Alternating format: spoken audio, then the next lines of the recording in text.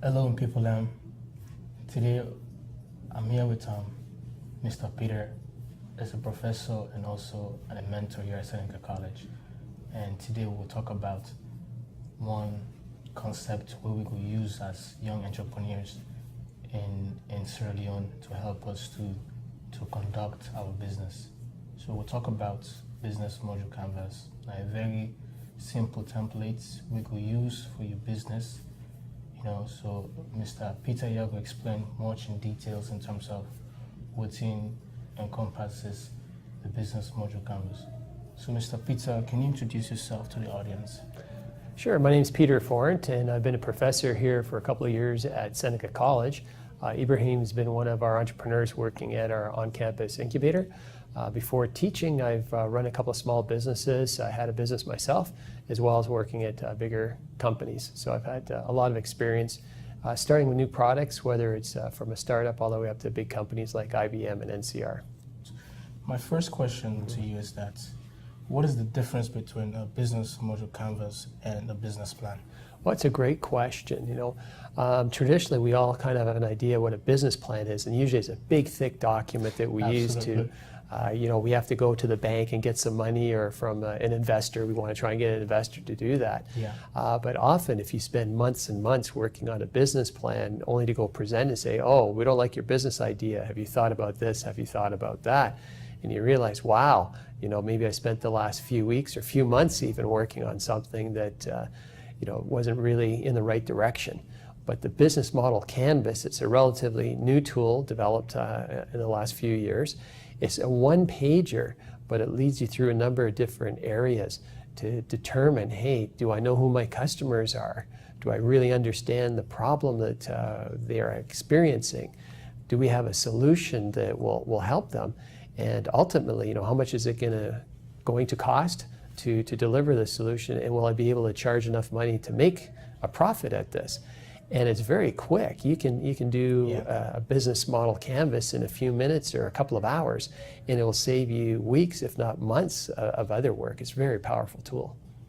So do you think that the business module canvas includes all the necessary functions or aspects that a business plan has, like an executive summary, like the marketing section, the accounting section? Do you think that business module canvas covers those aspects? Well, it's a great question too, and you know what? They don't. The business model canvas focuses more on the marketing side of things. Do we really understand the customer, and do we really understand what they need? And then it focuses on the operational side. All right, will we be able to build a business around this idea that we had, that we thought? Does the idea have the strength to actually stand up on its own and actually work before, again, you spend all this time developing the other areas of your business? Implementation, which one is faster? Well, certainly we use the business model tool first. Entrepreneurship, everybody thinks, oh, they have this one brilliant idea, then they spend years and years getting to that one brilliant idea. That's not the case at all. What happens is you have an idea, you start working towards that idea, and you learn a few things. Oh, some of the things we thought about aren't correct, or some of the things that we forgot to think about. Here's something else that's really important. So what the business model canvas does, and it supports this because of its simplicity of use, is each time you get a new piece of information, oh, I'm going to go tweak just a little bit this other part. Oh, that doesn't make sense. Why were we wrong on that one? Okay, let's take that away. And then we go find something else to put in there. So it's not meant to be a one-time use only type of tool. It's meant to be used all the time. As soon as you get something new in the way of significant information, you can incorporate that and change direction.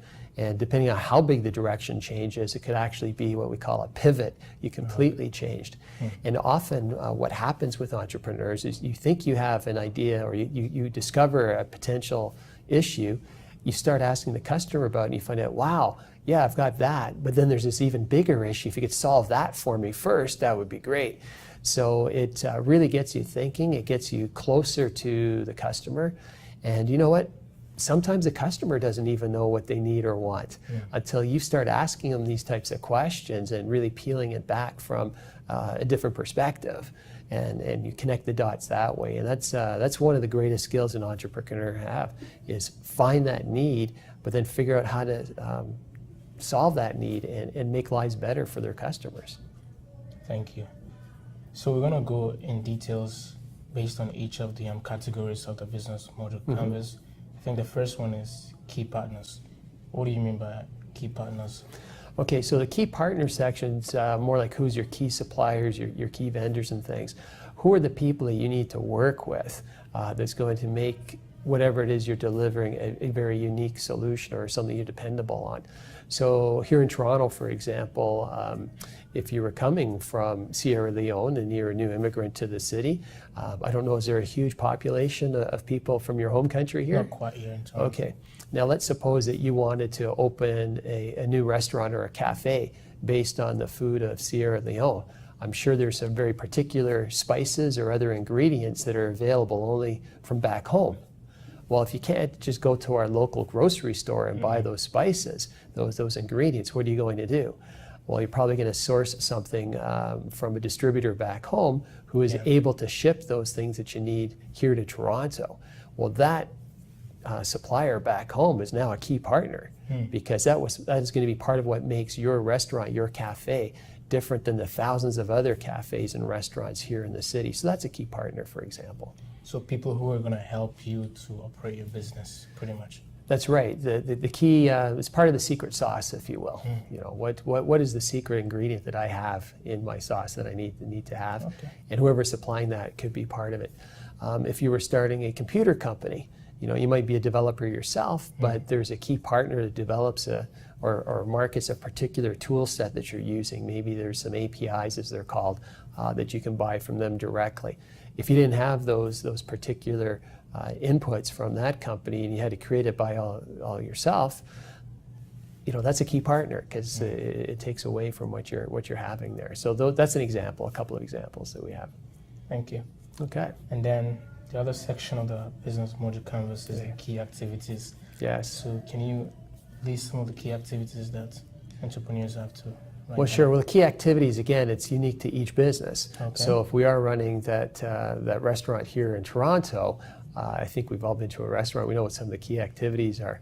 If we don't have a good chef who knows what he or she is doing in our restaurant and preparing the food ahead of time, you know, you have to chop up the vegetables, chop up the meat, maybe have a sauce simmering in the background and some rice and that sort of thing. Those are key activities that need to be done every day. If you don't do that, you don't have a business. So those are the things that are there. But what we don't include in the key activities is things that every business has. So every business has to keep track of their books. Yeah. Every business has to do payroll for their employees. Yeah. Every business has to pay the electricity bill and that sort of thing.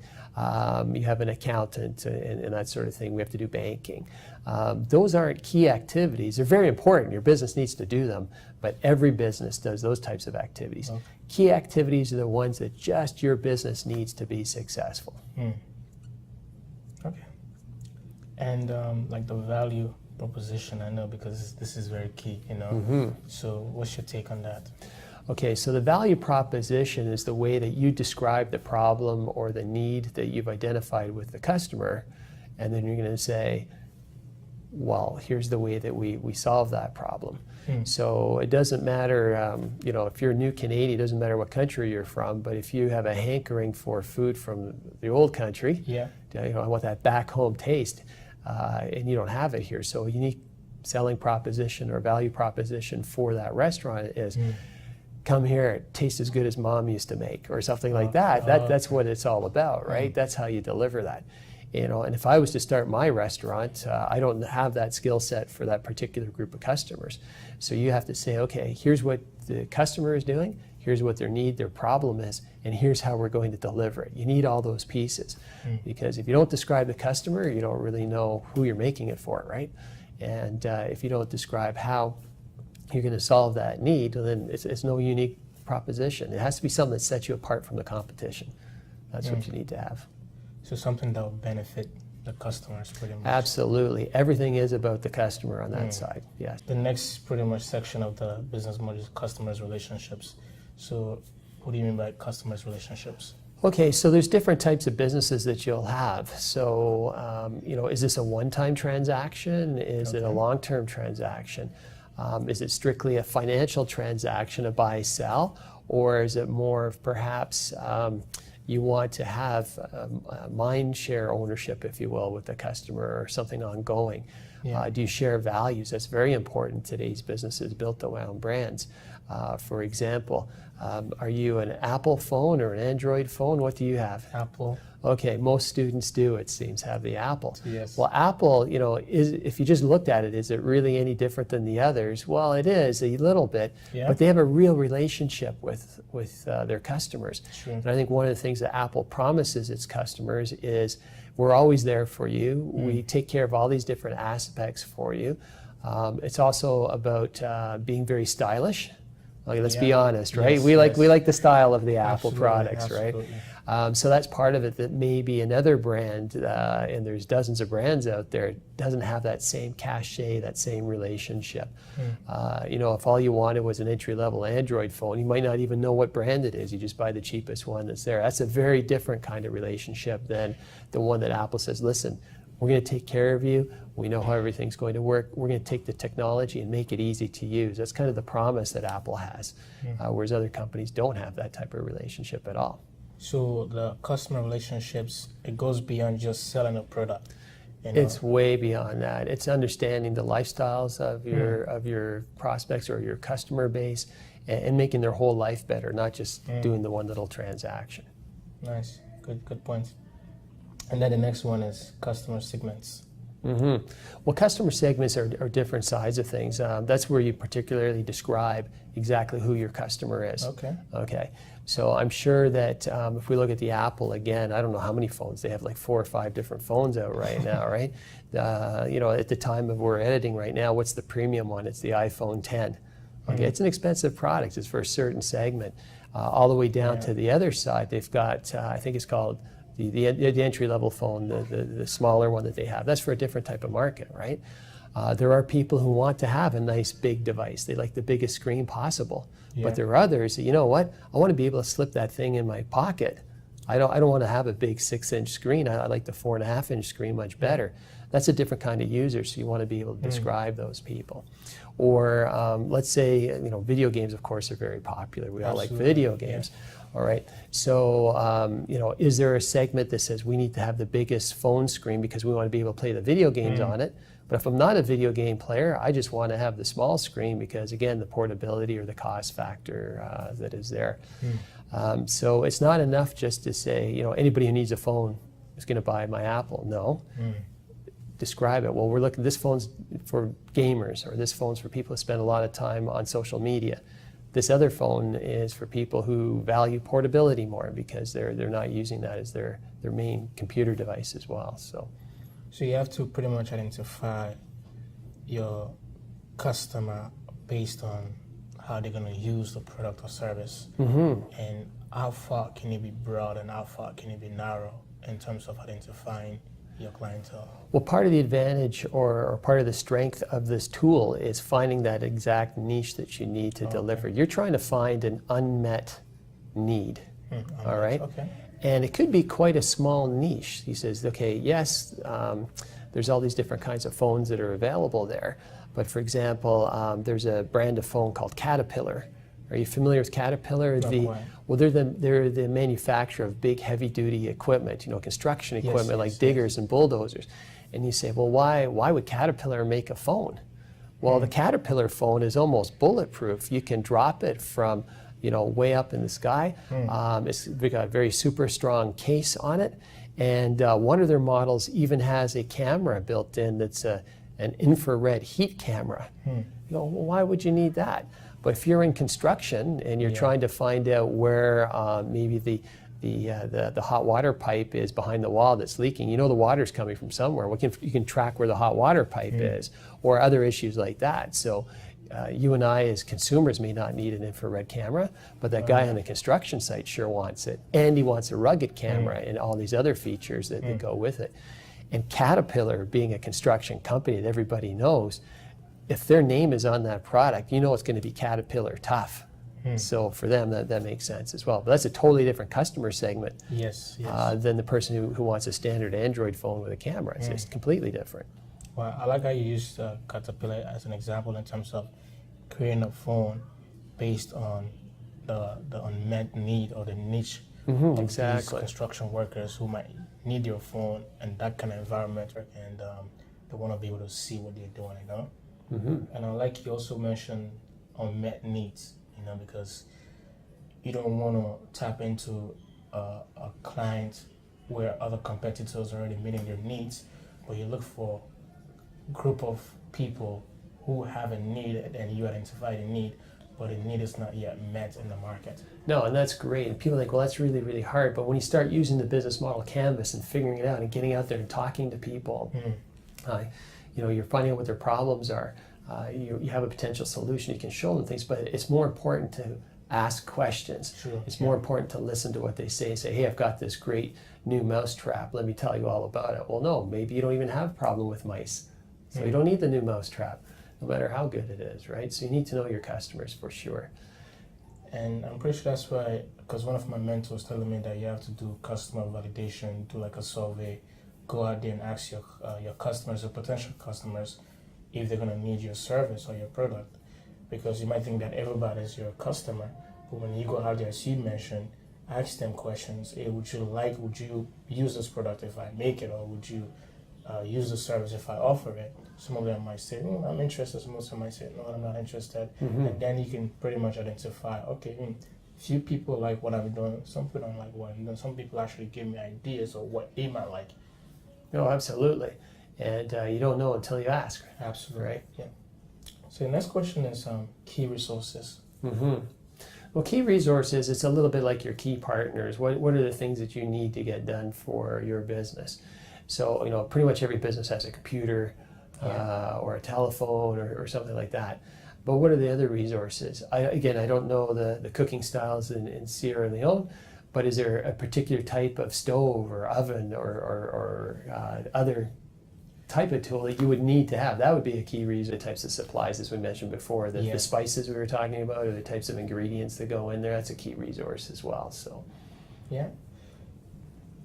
And the channels. So, well, channels, what are channels? Well, channels are the way that you get your product or service out to market. Okay. Yeah. So if we're using the food example, your channel is obviously the location that your restaurant is at. But you might say, you know what, this restaurant business is too hard. There's still a demand for it, but the restaurant's just not working. People want it in home. Oh, okay. So now we have to create a new product, which might be somewhat of a prepared dinner kind of thing. But how are you going to distribute it to them? Well, you could sell it through the grocery stores. That's your channel. Or you could say, no, we only do online orders and we ship it directly. That's another way of delivering. So that's another channel there. In the old-fashioned days, before the internet, all the channels were the same. You had to go to the store and get it, right? That was the channel. Yeah. Or maybe a mail order or something like that. But now so much is delivered over the internet that the internet can become your channel as well, even if it's a physical product. True. I mean, the website, because I was telling one of my buddy that you're going to need a website. Like, well, I don't need a website because I'm not selling any product online, but I'm like, you never know. Maybe somebody might want to inquire about your service or your product, and a website or social media platform will give you that opportunity, you know? Because we think that storefronts is pretty much the channel where clients can come to your store. Nowadays, no one have time to actually be going out. They can do everything on your apps, on your phone, and other things online, you know? So technology plays a huge role in terms of distributing your product and your service. Oh, absolutely. Anything as traditional, say, as a wedding. All right. I met a woman a little while ago, planned her whole wedding through her phone. Wow. I said, what do you mean? He says, yep, I hired the DJ on my phone. I got the wedding cake on the phone. I found my dress on the phone and had everything shipped ahead. Found their venue on the phone. It was so much easier to do it that way. So even if you're in a traditional business, certainly here in Canada, you know, if you want to reach those younger generations who aren't so young anymore. I mean, the millennials are in their 30s by now. That's a whole market segment that you're completely ignoring if you don't have that website for information. So even if you think you are a business that doesn't need a website, I'd encourage you to reconsider that. Absolutely, absolutely, yeah. And then the cost structure. Well, cost, obviously, that gets down to, okay, how much is it going to cost us to deliver all these things? Okay. But some costs are huge fixed costs. You know, to build a restaurant, especially in Toronto, it's expensive. Yeah, it is. It's very expensive, right, to put a restaurant together. You know, you've got all the things like the stoves, the improvements, the chairs, the way it looks inside, all the interior design aspects and all that. Even before you serve that first meal, you've got all those expenses up front. But then once you've got all those covered, what are your variable costs going to be? What do they look like? And the restaurant's kind of easy. Well, we know, okay, we'll have a certain amount that we have to pay for the ingredients, another certain amount that we have to pay for the chef, probably have a waitress or a waiter and other staff members there. So you have to allocate those costs as well. And those ones, typically, the busier you are, the more people you have to hire, so those ones will go up. But the cost of your kitchen is still fixed, so you have to understand how that's going to happen. A lot of my students today, they think every business they want to invent is some sort of an app. Okay, well, if people aren't paying to buy the app, how are you going to get money for that? So where's the revenue going to come from as well? So I guess we're getting ahead to the revenue side of things, but costs and revenues go together. Absolutely. But even to just make that first app before you get the first customer, you've got to develop it, you've got to create it, you've got to have the whole back end web servers, all that sort of stuff, and then do the app that sits on the phone. Your channel of delivery in that case would be going to the Apple Play Store or Apple App Store, their Google Android stuff, to get that there. But who's paying for that? Because no one wants to pay for an app. So are there going to be in-app purchases? Are there going to be advertising on it? Like that's the costs and the revenues they work hand in hand. Yeah. And from the revenue stream perspective, Guy Kawasaki, who's written a number of business books. He's a venture capitalist, and he started at Apple way back when, a long, long time ago. He jokes around and he says that whole business model side of things you have to think about is who has your money temporarily in their pocket and what's going to make them want to open their wallet and give you that money. That's where the revenue structures come in as well. So it's pretty exciting. So you have to pretty much the revenue stream, like you said, who has your money, and you have to do something to get them to give you that. You have to demonstrate the value back to the value proposition that demonstrates to your customer, you know what, I deserve to be paid for this because I'm giving you such tremendous value, you'll want to pay me, kind of thing. And unfortunately, there's a lot of areas where we found a need. We found that yes, the customer has a need for this thing. We figured out that yes, I can put this thing together. I can put a solution to it. But in the end, if you find out the customer doesn't want to pay for it, they expect that kind of thing to be free. Well, you don't have a business anymore, right? So you have to find those things, that customer need. You have to find customers who are willing to pay for that solution, and then you have to be able to make the solution for the amount that they are willing to pay and still make a profit. That's the beauty of capitalism, right? If you do it right, everybody's happy. So, I mean, nowadays people want things for free, like the app example that you gave. Like most times when I'm looking for apps, I don't want to purchase it. I just want to get it for free, you know? And I mean, that's going to affect those who are trying to develop an app. And, that's right. And how are they going to monetize it when everybody's looking to get free apps? No, and it completely changes things, you know. So are you a gamer yourself? Do you play games? Yeah. Okay, what do you think is the #1 gaming platform? Well, I have a PS4 console, and I pretty much play FIFA, soccer. Oh, yeah. But the #1 gaming platform isn't PS4. It's not Xbox. It's the mobile phone. It's the mobile phone, right? It is, yeah. And how did that completely change things? So now when you play games on a console, most of those games are super high-end, high-intensity, high graphics where you want to see a big screen. Absolutely. Whereas in a lot of them, even this Fortnite, which has taken the gaming world by storm, it's on a phone now too. So they're reaching all those different markets. So I like the fact that how our phones are doing so much for us. And you mentioned that lady, she ordered our cake from online, and she ordered DJ and everything, and now we're playing video games on our phone, and that's going to be a huge potential market, you know. To conclude with this, what do you think is the most important of the sections of the value of business module canvas? Well, every module is important. Oh, okay. If you take one out, it's not going to be as strong without them. But the thing is, it's really nice to see how they all interact and work together. But you know, when you have that eureka, aha, I got a business idea, let's go do it. No. Let's that's the gut, that's the heart. We need that. That's the passion. That's what powers us, right? Yeah. But the tool makes us go through and do all the other checks. And again, it's a real filter. Ideas are plentiful once you start looking at it. But the one idea that's going to be a business, that's a viable business idea, that's the one. And the business model canvas really helps you do that. Sure. And as we said before, you might have one idea, but by the time you go through the process, you have a completely different business model that you didn't even know or didn't even have a concept about. You could never imagine was going to happen. You start with the kernel of an idea, you see where it grows, where it bends, and where it's going to take you. And by the time you've gone through the business model canvas and if you've answered all the questions on that, and you go through it a couple of times as you learn more information, that's going to give you that solid idea. That's going to give you something that you have a better chance of making it work before you put in the weeks and months trying to get the business plan there.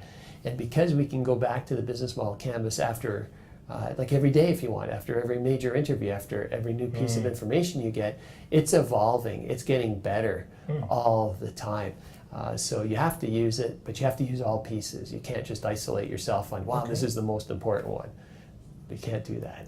I mean, I like how you can always update it compared to a business plan where you have to like go through over 200 pages or maybe 20 pages, and this is just a one page where you can have access to 24 hours and make changes based on your investigation, and then you can decide where to go from there, you know? Well, the nice thing is, like, if you do it on a big board, you just put Post-it notes on there. You can change the Post-it note.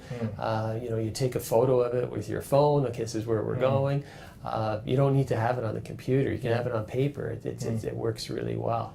And keep them and see how you evolved over time. It's quite interesting. It's a great tool that I use for myself compared to a business plan, and it has been really effective in terms of carrying out my business. Make sure that you're up to date with what the markets are saying and what people actually want, not just what you think based on your ideas, you know?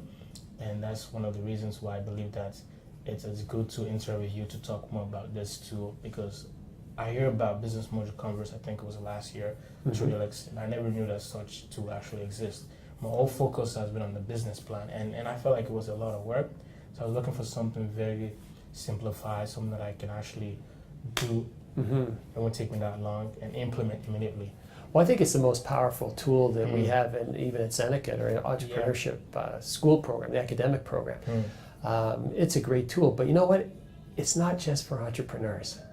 It's for anybody that needs to test out a new idea. So you could be working for a big company, a big organization, even a public sector organization like a hospital or a school. And so someone will say, hey, I've got an idea. Okay, let's take a look at it. Okay, well, who's going to use this idea? Okay, what exactly is the problem that we're going to solve? How are we going to do it? And you can go through all the different pieces of it and say, wow, now our idea got that much better. Before we start to launch or start to develop it further. So it's not exclusive to entrepreneurs. It's for anyone who's doing anything new and they want to improve processes and things like that. It can be quite powerful. Wow. Yeah, it's a great tool. It's a great tool for projects. You know, you don't have to be an entrepreneur to utilize it. You can use it, you know, it doesn't matter what profession you're in. Do you have any advice to the young people, because I believe that some of these young people in developing countries, I'm pretty sure some of them have the same question in terms of, I have an idea, and how do I overcome my fear? Because that's something that I had, you know, like, because just an idea, it's not gonna go anywhere. Even if I do a business module canvas, it's not like. So what's your advice as an experienced entrepreneur yourself and a professor? Yeah, I think one of the things I've learned in the last few years, or even over the life of my career, but certainly with this tool, Everybody thinks they have to have everything perfect. Don't let perfect be the enemy of getting started. Okay. All right? And the business model canvas is going to help you find out what works and what doesn't work. And knowing what doesn't work is way more important, all right, than just knowing what works. All right? Even Thomas Edison, he's reputed to have had tried 10,000 versions of the light bulb before he found the one that worked. Yeah. All right? 10,000 seems like a lot. What a waste of time. And Edison said, no, we found out 9,999 versions that didn't work before we got to this. The business model canvas is very powerful because it will help you weed out the ideas that don't work and find the one that will work a lot faster. True. And it's one of the things I teach to my students. I'm here as your teacher to help you fail. And the students say, what do you mean you're going to help me fail? I says, no, I want you to fail fast and fail well, learn from your mistake right away, implement it and go. Right? And if you're not going to learn from your mistakes, what's the point of making a mistake? You got to go forth and do that. So if fear's the only thing holding you back, let me tell you, the more you fail, the more successful you're going to be. And because if you don't try it, you're just sitting there. And so that would be my piece of advice to someone who is, I'm too scared. What if I fail? You will fail. That's the whole point. Let's fail fast, fix that one, and go to the next one. And the business model canvas really helps us with that, to help us fail fast in a well-organized manner. Right? That's the key. And you can use that failure as a means of learning opportunity. Don't see it as, okay, nothing is going to work, but I learned what did not work, as you said, and pretty much what works, you move on. Yeah, you'll find it. So it's a very powerful tool. So get out there and try it.